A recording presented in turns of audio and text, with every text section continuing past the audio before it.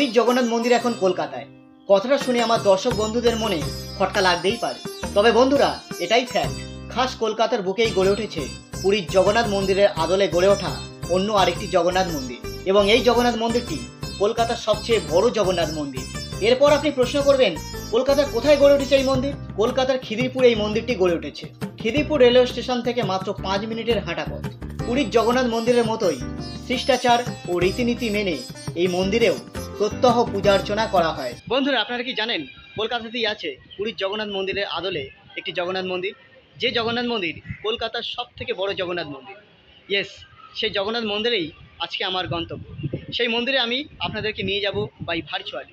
সেই মন্দির কখন খোলা থাকে, কিভাবে মন্দিরে যাবেন, মন্দিরে ভোগ প্রসাদ পাওয়া যায় কিনা ইত্যাদি ইনফরমেশান আমি এই ভিডিওর মাধ্যমে আপনাদের সঙ্গে শেয়ার করেছি। তাই ভিডিওটি আপনারা স্কিপ না করে প্রথম থেকে শেষ পর্যন্ত দেখতে থাকুন। আর আমি শ্যামসুন্দর, আপনারা দেখছেন সি ব্লগ। আমি এখন দাঁড়িয়ে আছি একটা নিরিবিলি নির্জন ফাঁকা রেলওয়ে স্টেশন, খিদিরপুর স্টেশন। এই খিদিরপুর স্টেশনে আমি দাঁড়িয়ে আছি। এখান থেকেই আমার যাত্রা শুরু। আর জগন্নাথ টেম্পল এখান থেকে খুব একটা দূরে নয়, এখান থেকে জাস্ট 5 মিনিট। আর আপনারা যারা নতুন আমার চ্যানেলে, তারা অবশ্যই চ্যানেলটিকে সাবস্ক্রাইব করে পাশে থাকবেন।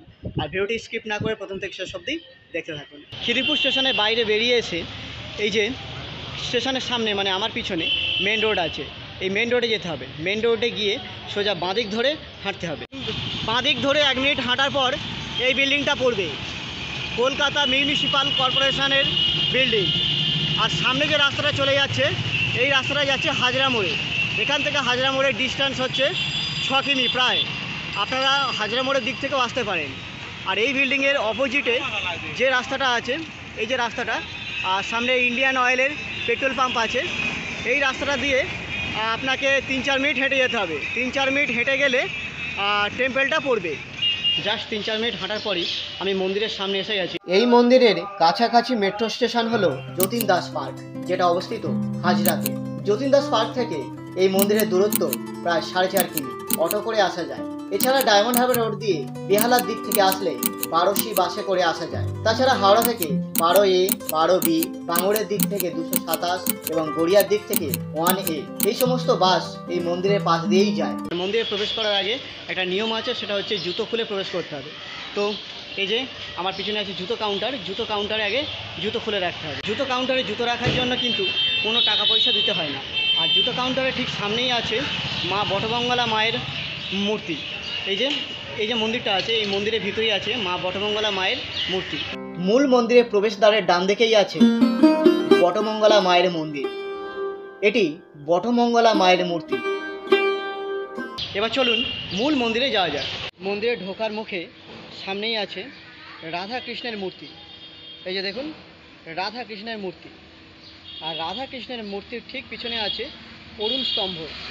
পুরীতে যেমন অরুণ স্তম্ভ আছে, ঠিক তার আদলেই আছে অরুণ স্তম্ভ। তবে বর্তমানে কোনো একটা কাজের জন্য এখানে ডেকোরেশন করা হয়েছে, এই জন্য অরুণ স্তম্ভটা আমি আপনাদেরকে সম্পূর্ণভাবে দেখাতে পারছি না। আর রাধা কৃষ্ণের মূর্তির ঠিক পিছনে আরও একটা মূর্তি আছে। তার আগে দেখাই, কলা গাছ আছে টবের উপরে। রাধা কৃষ্ণের মূর্তির ঠিক অপোজিটে আছে মাতা তুলসী মায়ের মূর্তি। এই যে দেখুন, তুলসী মাতার মূর্তি এটা। আর ঠিক তার পাশে প্রদীপ জ্বালার ব্যবস্থা আছে। এখানে ঘিয়ের প্রদীপ জ্বালা হয়। আপনারা চাইলে এখানে আসলে প্রদীপ জ্বালতে পারেন। এই যে জায়গাতে অরুণ স্তম্ভের ডান দিকে আছে যজ্ঞকুণ্ড। এই যে যেটা দেখতে পাচ্ছেন, এটা কিন্তু যজ্ঞকুণ্ড। এখানে বিবাহ বা যে কোনো মাঙ্গলিক কার্য সম্পন্ন হয়ে থাকে এই যজ্ঞকুণ্ডের মধ্যে। মন্দির চত্বরের মধ্যেই রয়েছে একমাত্র ডালার দোকান। পূজা দিতে চাইলে সেখান থেকে যাবতীয় নৈবেদ্য ক্রয় করতে পারেন। পুরীর মন্দিরে প্রবেশের সময় ডান দিকে দেখবেন জগন্নাথের মূর্তি আছে, এখানেও তা আছে। মন্দিরটি একটি উঁচু বেদির উপরে অবস্থিত। 18টি সিঁড়ি ভেঙে উপরে উঠতে হয়। প্রথমেই চোখে পড়বে গেরুদা স্তম্ভ। এই স্তম্ভের সামনে আছে মন্দিরের মূল দরজা। উল্লেখ্য, পুরীর জগন্নাথ মন্দিরের মতোই এখানেও অরুণ স্তম্ভ, গেরুদা স্তম্ভ এবং মন্দিরের মূল দরজা একই সরলরেখা বরাবর অবস্থিত। এই মন্দির খোলা থাকে প্রতিদিন সকাল 6টা থেকে দুপুর 1টা পর্যন্ত এবং বিকাল 4টা থেকে রাত্রি 9টা পর্যন্ত। প্রতিদিন সন্ধ্যাবেলা আরতি হয়। সৌভাগ্যবশত সেই দৃশ্য আমি দর্শন করতে ও ক্যামেরা বন্দি করতে সমর্থ হয়েছি। সেই দৃশ্যের এক ঝলক আপনাদের দেখাই।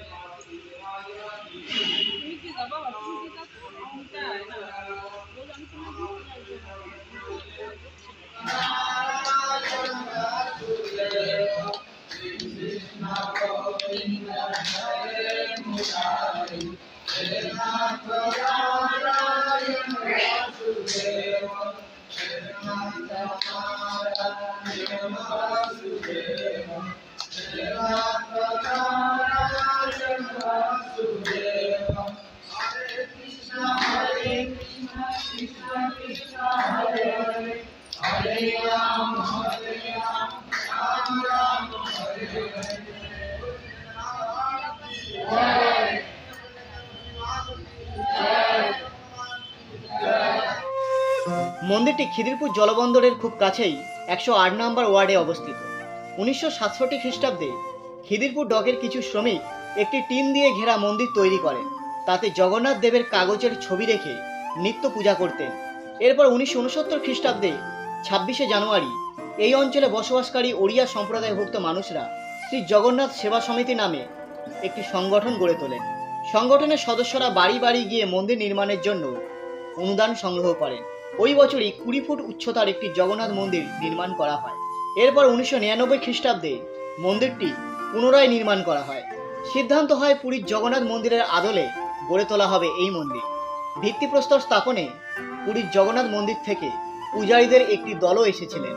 সেই থেকে বাংলার বুকে পুরীর জগন্নাথ মন্দির স্বমহিমায় দণ্ডায়মান হয়ে আছে। এখানে প্রসাদ পেতে গেলে আপনাকে আগের দিন ফোন করে কুপন কাটতে হবে। এর জন্য দুটি নাম্বার আমি স্ক্রিনে দিয়ে দিলাম। এছাড়া যদি আপনি এই মন্দিরে এসে কুপন কাটতে চান তাহলে সকাল 10টার মধ্যে আপনাকে কুপন কেটে নিতে হবে। এখানে প্রসাদের জন্য 2 রকম প্রাইস আছে। এখানে বসে খেলে 150 টাকা এবং বাড়িতে পার্সেল নিয়ে গেলে 180 টাকা। মূল মন্দির ছাড়াও এখানে বেশ ছোট ছোট কতগুলো মন্দির আছে।